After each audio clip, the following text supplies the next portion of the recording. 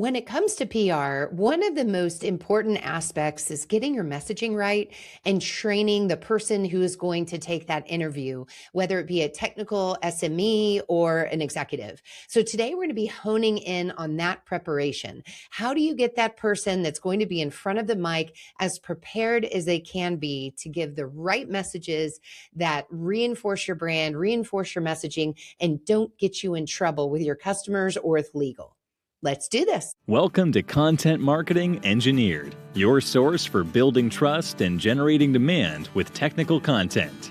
Here is your host, Wendy Covey. Hi, and welcome to Content Marketing Engineered.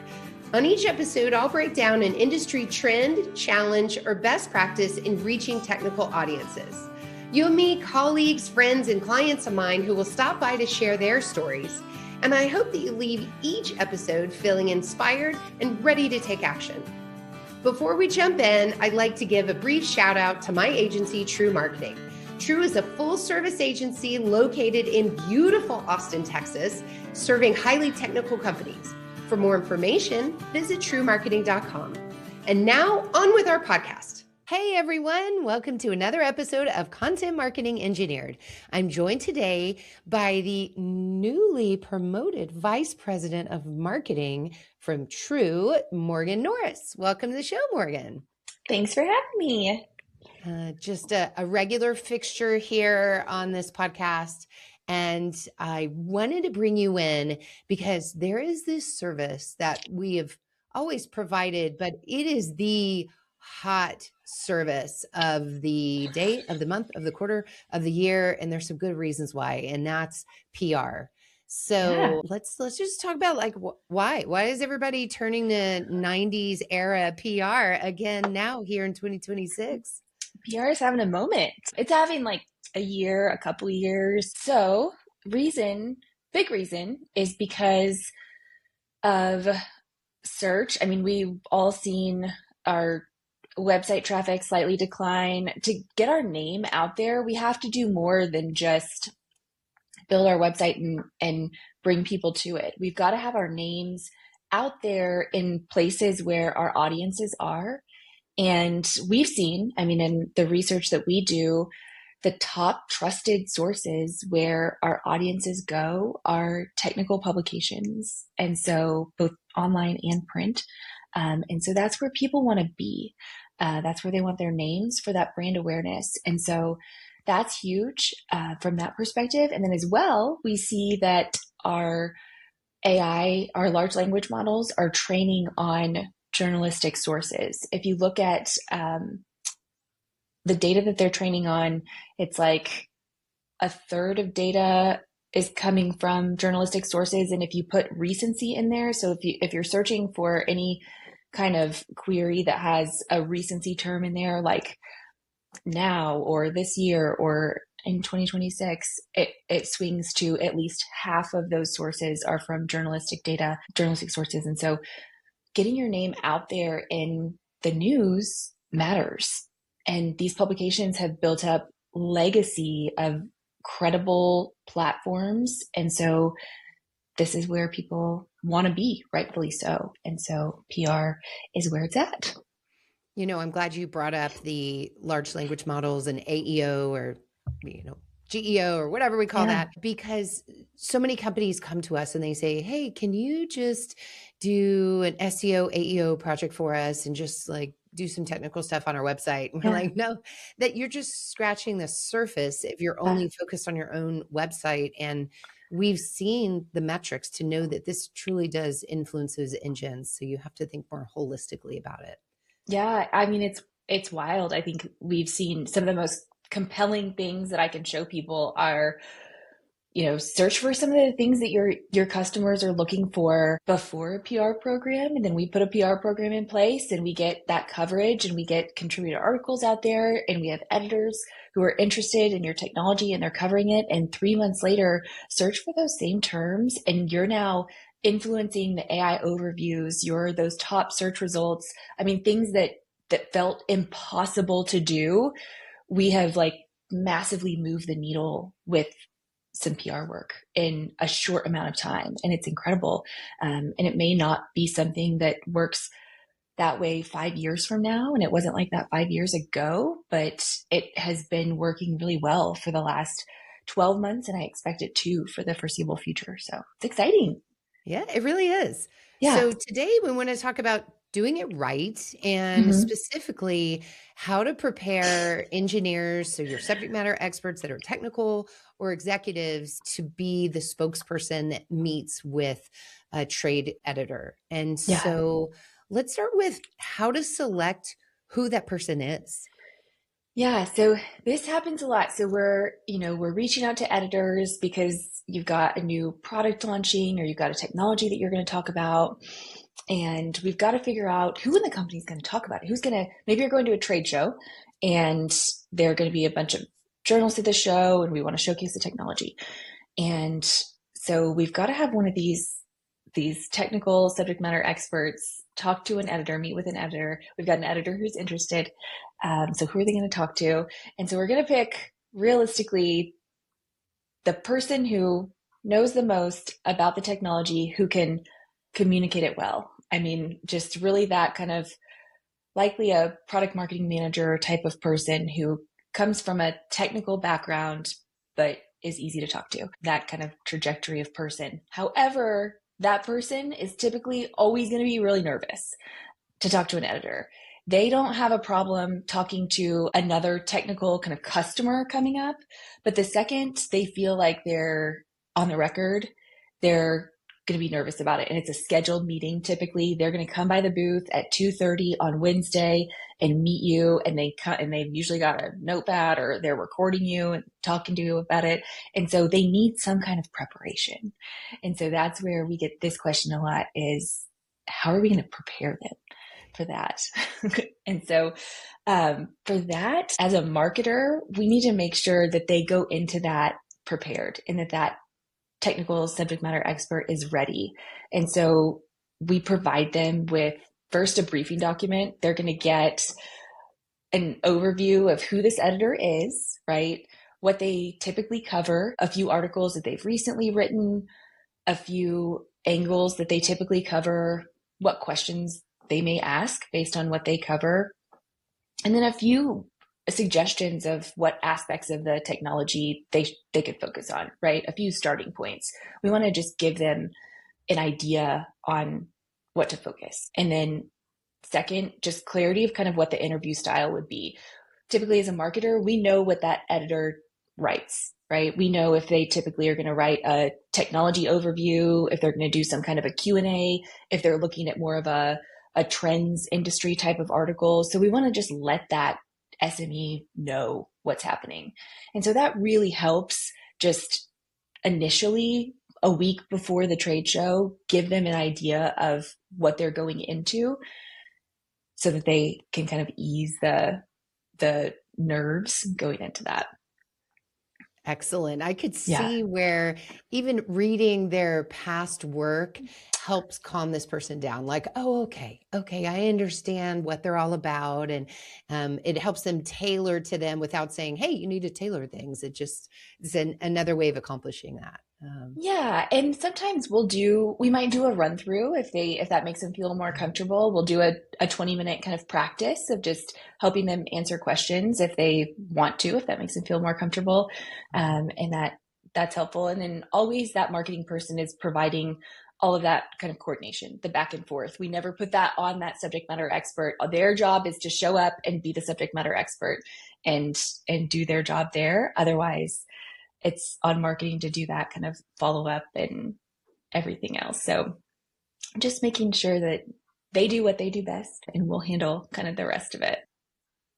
Very good. Now, how does this process change if the spokesperson is an executive? Yeah, the process changes a lot. if the spokesperson is an executive, so typically if an editor wants to talk to an executive, either they're working on some sort of a big like trends level piece, or you've shifted into some kind of business press, right? So maybe you're working with a business journal or some kind of, higher level type of, maybe it's local business press, maybe it's national business press. And in that case, you will do run-throughs, but we usually start with going through kind of a sheet of facts about the company that we like agreed that we're publicly going to share.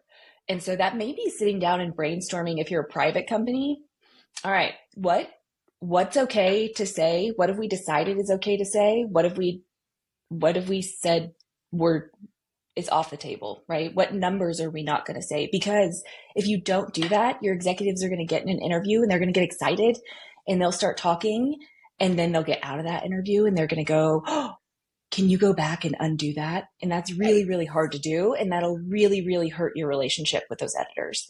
And so in advance, sit down, and you may need outside counsel. You may need to ask some questions of your board, especially if you're a private company. If you're a public company, this is probably all laid out for you. But if you're a private company and you haven't done this before, it's going to take some thought and effort. Going through what customers are you allowed to mention that you work for. Just before you start spouting off those names, make sure you check with your sales team. What revenue numbers are you willing to say? What, market share kind of in different industries are you willing to say? The more data and information you are willing to give, the better the story about your company will be, and the more the editor will grab onto it. However, the more accountable you are to that data in the future. And so you just want to be careful for that. And so that's one thing you want to do first. And I usually, if it's a virtual interview, for sure, I put that list of numbers in front of them. If it is an in-person interview, I give them that printed out list and they have it in their pocket in case they back up need it, because I don't want them to get those numbers wrong. They can look at it. I would rather them look at it in person than get those numbers wrong. And an editor respects that. That's okay. The other thing with executive interviews is I ask them to think of 3 stories that they want to tell. So your executives are thinking about big picture things. They're in charge of vision for the company. And so I ask them about 3 things they're working on, or 3 big picture kind of trends they're seeing. And we talk through those and kind of think about those. So whether that's a trajectory for the company, a trend in the industry, or some kind of differentiation pattern that they're seeing. And we kind of flesh those out, details for those. And then what I kind of train them to do is figure out, when questions are asked of them, how to kind of lead the questions towards the stories that they've already figured out.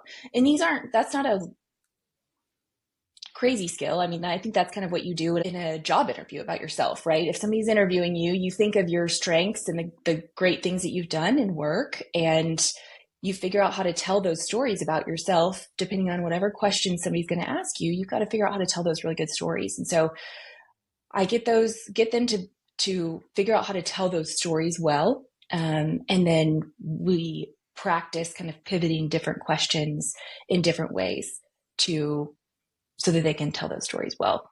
I remember learning about this years ago, the concept of verbal bridging, right? Yeah. And once I learned that concept, I could not unlearn it, because you watch politicians on TV or you listen to an earnings call. It's evident everywhere of, oh, they didn't exactly answer the question as it was stated. They gave a partial answer and then bridged over to one of their key messages. Yeah. And in a way, it's not because they're trying to be manipulative about the question. It's because you might have asked me specifically about what question should I ask an executive. And while that's a very specific question, like the better question is this. So that's what I'm going to answer, so because that's the story that they're positioned to tell well. So anyway, that's kind of the way that we go about it from an executive perspective. So it typically works well. The other thing I always like to say is the concept of kind of being like off the record, I would say, doesn't really exist. I think people always ask, or they're like, can you say that off there? I'm like, that's not what just don't let it come out of your mouth. If you don't want to Let's say say it. it, yeah, it's like, right? Like we tell our kids, like, if you don't want it out there, like, don't put it on the internet. It's not like you can just take it away.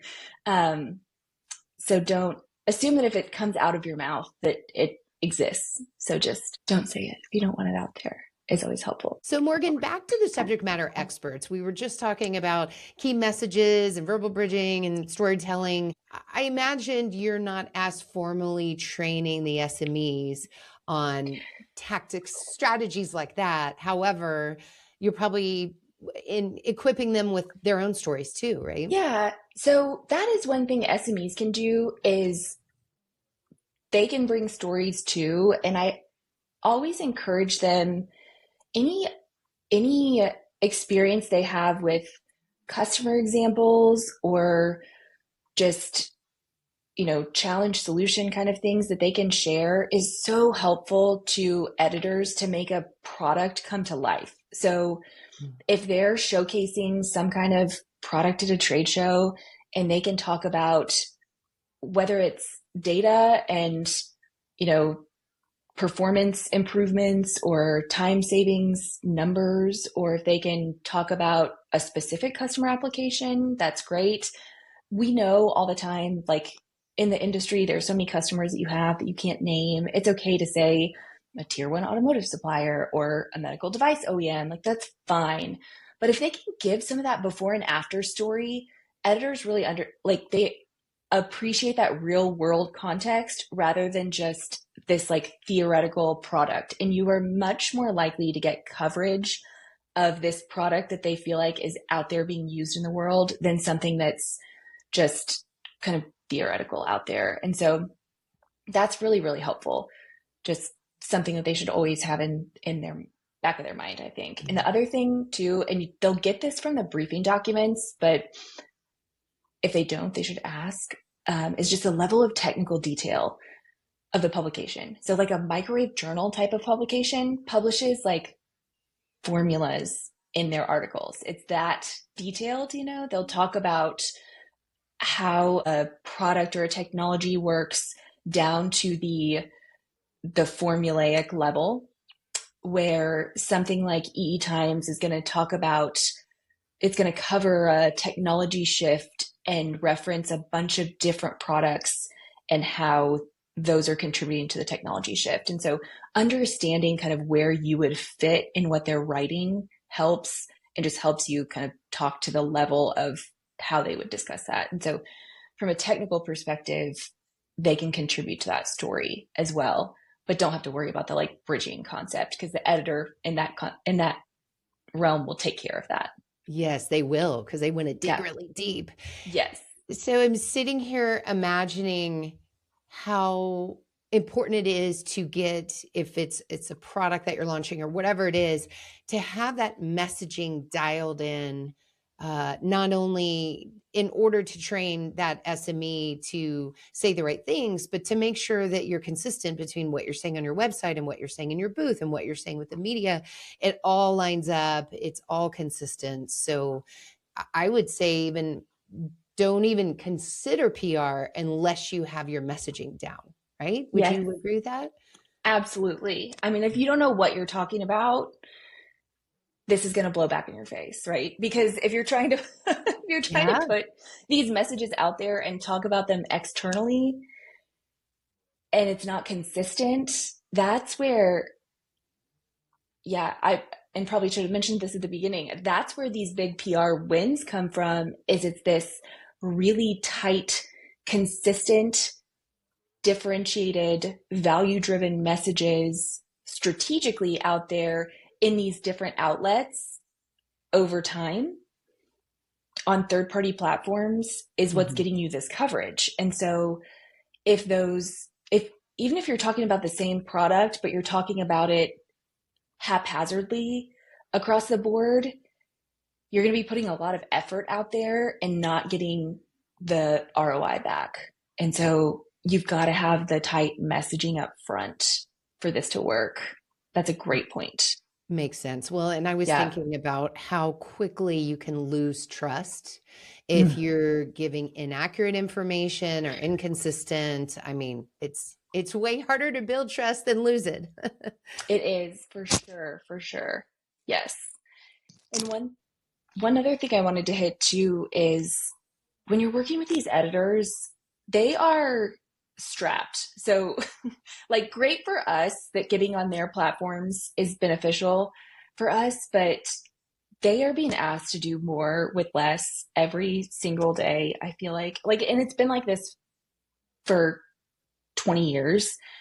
I feel like there were editors and publications and publishing houses getting consolidated back starting in 2005 when they all went online. They were all getting asked to do print publications and digital publications, and they were consolidating their staffs, and they still are. And so one thing you can do to just make their lives easier is they all put out editorial calendars, and they're in their media kits online. You can go dig for those or find their advertising reps and ask for those and look at their editorial calendars and find out where your products might fit and kind of pitch opportunistically so that you're just making their job easier. You know, hey, we have this test platform and it looks like you're covering those types of products in October. And so making that easier for them because they get a ton of requests and they get a ton of emails. You know, look at the trade shows you're going to, and if it looks like you can a lot of times see what publications are attending those trade shows. And so reach out to them when they're going to that trade show. It looks like you're going to this trade show already. Can we meet with you there? And just making it really easy for them if they're already going to be there. So trying to just align with what they're already doing is helpful. I appreciate that usually. So excellent advice. Yeah. Really practical. Let's go implement. You're getting me excited about the next trade show. Yes. Yeah. Oh, good. Well, Morgan, I know that you've shared other advice when it comes to PR on this podcast and I think on our website. Can you remind me some of the resources we have up there? Yeah. So we have a handful of podcast episodes on PR. I have a handful of just LinkedIn posts and videos around PR. On our website, we also have a news release template. So news releases, just really effective ways to get your news out on the major wire lines. If you've never written a news release, you can go just download a news release template. It shows you exactly what to do and where to write it. That's in our resources section. So just a couple things to go and use. And those of you listening know that Morgan very actively posts advice on LinkedIn all the time. She's a great person to follow. So definitely connect with Morgan that way. And then you can come to our TREW Marketing website to learn more. Anything else, Morgan, before we call it a day? I think that's it for now. Go forth, train your SMEs, get them not nervous about meeting with some editors. And it'll be really beneficial. All right. Well, thank you so much for being on the show today. Thanks for joining me today on Content Marketing Engineered. For show notes, including links to resources, visit trewmarketing.com/podcast. While there, you can subscribe to our blog and our e-newsletter and order a copy of my book, Content Marketing Engineered. Also, I would love your reviews on this podcast. So please, when you get a chance, subscribe and leave me your review on your favorite podcast subscription platform. Thanks and have a great day.